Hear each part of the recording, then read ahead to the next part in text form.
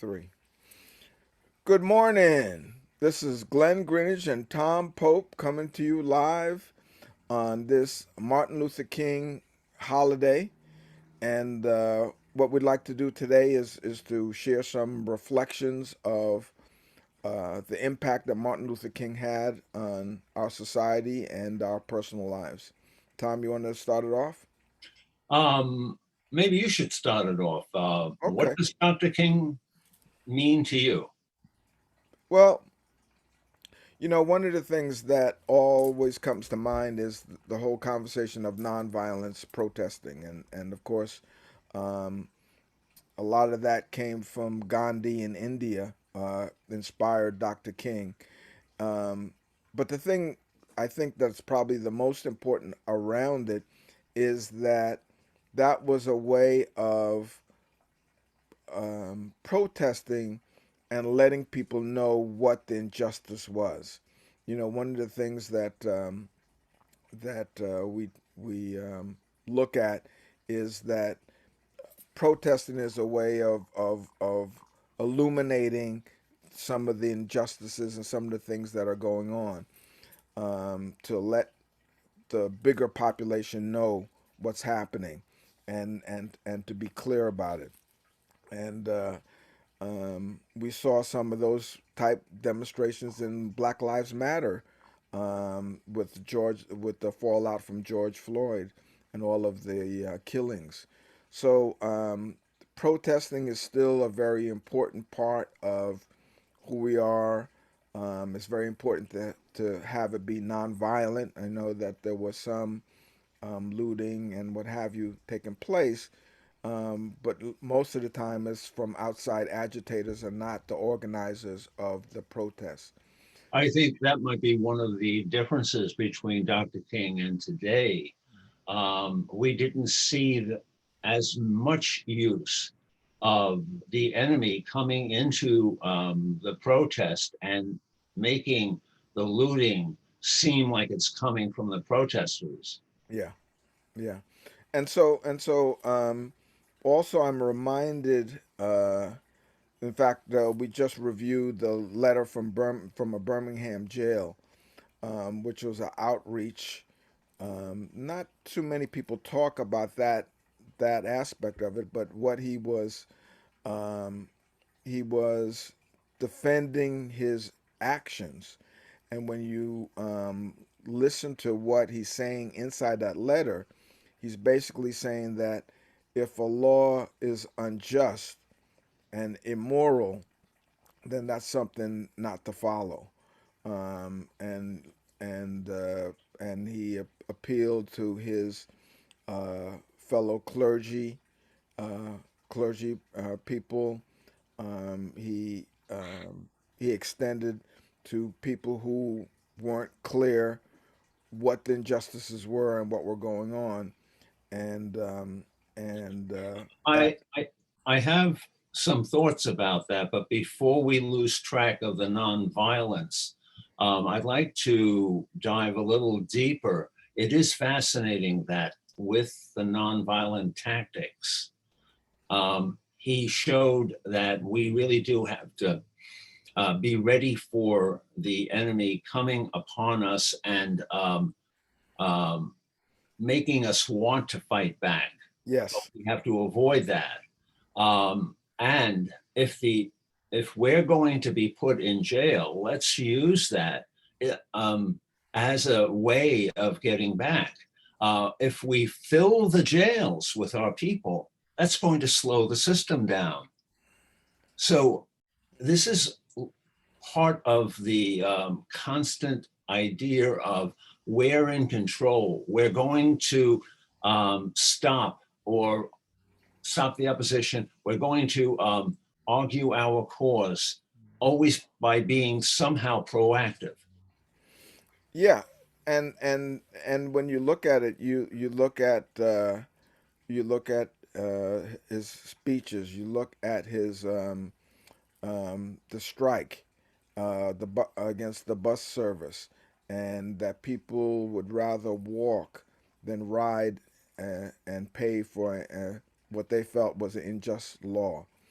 Um, and again, quite frankly, one of the things that comes about is that people are tired of waiting.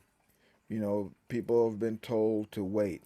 One of the things he talks about is present the facts, negotiate, and take direct action. You know, um, Well, well, eh, this pertains to today. Also, we keep hearing about striving for unity and pushing everything that was bad in the background. It's happened. Let's move on. But we have to address the problems, and uh, part of that fits into this idea of, oh, you have to wait for something. right, Uh, well, what are we talking about? Hundreds of years? I mean, it's not a question of waiting, it's a question of compromise. And he realized that at points you don't compromise, you right. have to find a way of convincing the other side. Yeah, and again, one of the things that is prolific in his speeches and writing is that the oppressor does not want to give up power. So you've got to take power. You've got to take control of that power because the oppressor doesn't want to give up those reins. And so the nonviolence, protesting, and direct action are the ways to be able to state your case and use that as a leverage of negotiating. You mentioned the difference between laws, the legal system, and a type of justice. Now, it's fascinating that he was always able to opt for the justice. Um, we are always talking about America being a land of the laws. Right. But what does that really mean? I mean, we can take a law that executes a woman um, who is mentally ill and has suffered abuse her whole life just because she killed someone instead of realizing that maybe the law shouldn't dictate her death. Um, we should instead look at what's going on here, what's the justice that's involved. And he had this idea of looking at that we seem to miss today. The kinds of arguments we hear from Republicans, well, during many of the hearings, are so focused on the law without seeing how this has an impact on people. Yes. Yeah. In his letter from Birmingham, he actually talks about Adolf Hitler. What Adolf Hitler did was not illegal. It actually was legal inside of German society. However, the freedom fighters that helped the Jews um, was illegal and against the law, but yet that was the right and moral thing to do. And so sometimes you talk about the Jim Crow laws. Those were those were laws that were put in place, but they weren't. They were immoral and unjust. And so when you look at that, yes, I'm going against the law, as he would say, but I'm going against unjust laws that are morally corrupt. And so those are the kinds of things that when you say yes, I'm law abiding and I'm not for unjust laws, and I think that that's um, the justification and the reasoning behind some of his thinking. Now, you've used the term moral a few times, and that's another element I find fascinating with Dr. King because he shows that amorality is totally independent of a religion. Yes, he was the leader of a church. However, unlike the Christian right, he's not coming at morality from this idea that we are the exclusive people who have morality. He's coming at this from a different angle, that we all have a certain sense of morality. We should be using that sense. It's moral to care about everyone else, not because of our religion, but because that's the right thing to do. because of our human beingness, and I think that the other thing that came up in the letter from Birmingham is that uh, individuals, when put in a mob situation, become less moral. So you may be a moral individual, and you come prey to a mob, and now you allow the mob to take you in a direction that you might not have gone as an individual. So there's a lot of aspects of um, protesting, advocating for justice, and fighting injustice that are still useful today. Now, in order to go against the system, you have to have that sense of morality.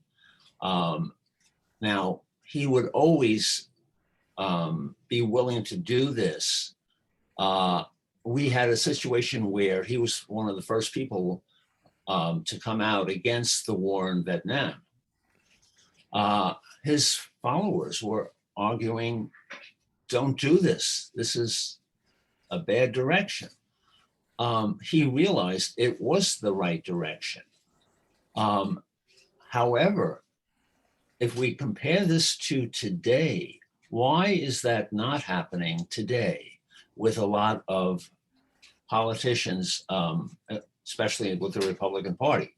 Well, it's happening because of the need to be careful of the dollar.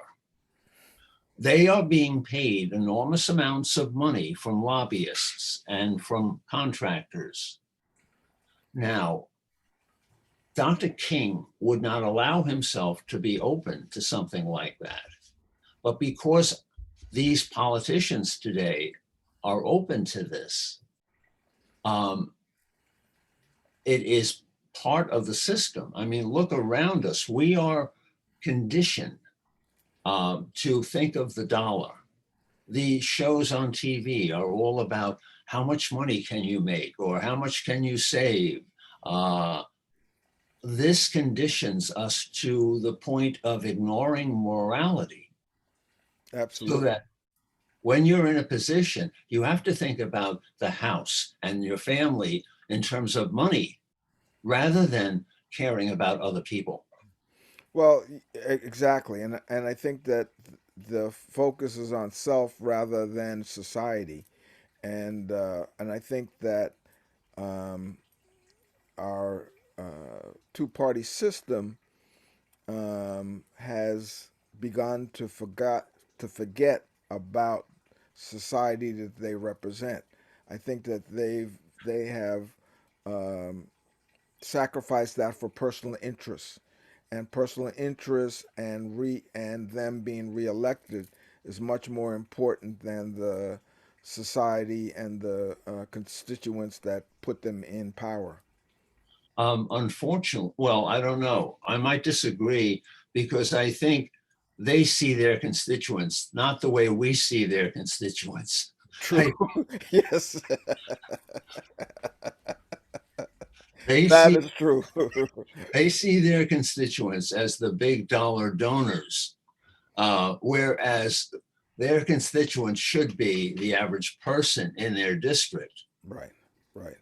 And I think you hit the nail on the head, and that those are the people that are not being served in all of the gridlock that's going on in Washington and so forth. Because this bipartisanshipness has um, alienated and slowed down the real process of democracy and the spirit of working together and you know benefiting the people. Um, it's interesting that in the highly acclaimed TV series, The West Wing, this is in the late 90s. Hmm. We had a character, Santos, who became president, and he's being encouraged to take care of healthcare, Medicare for all, education. And he said, we can't do any of that if we don't take money out of politics first. Mm, very smart man. Can we put that in real life?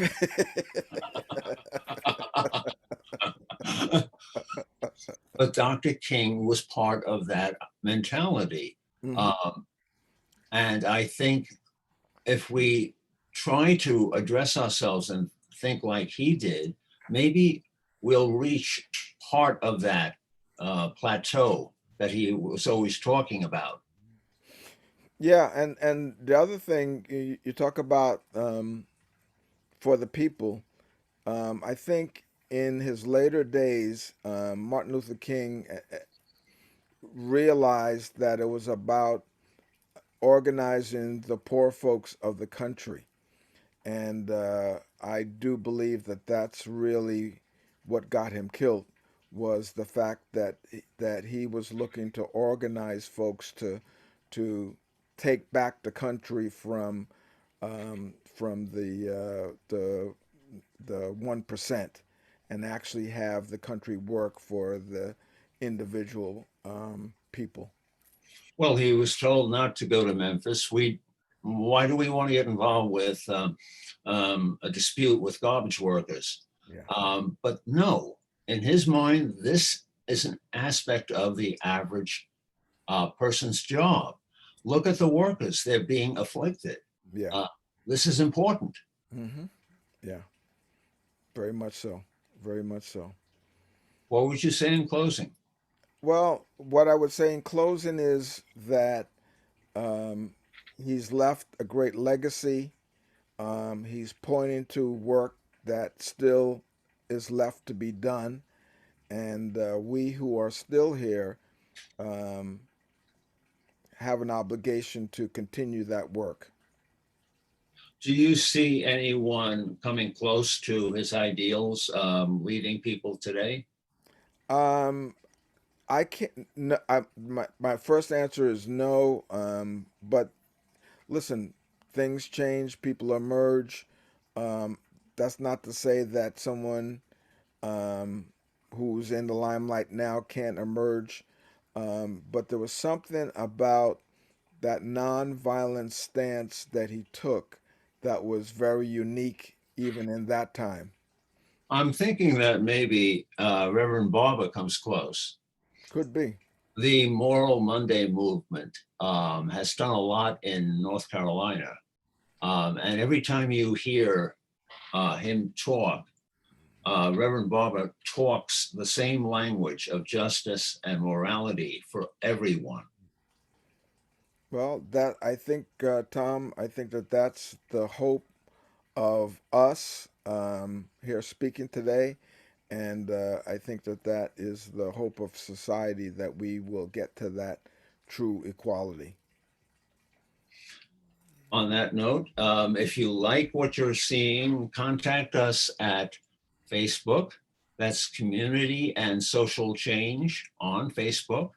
Say hello, give us your thoughts. Great. Tom, thank you so much. Well, thank you. And folks, you enjoy your day and your week.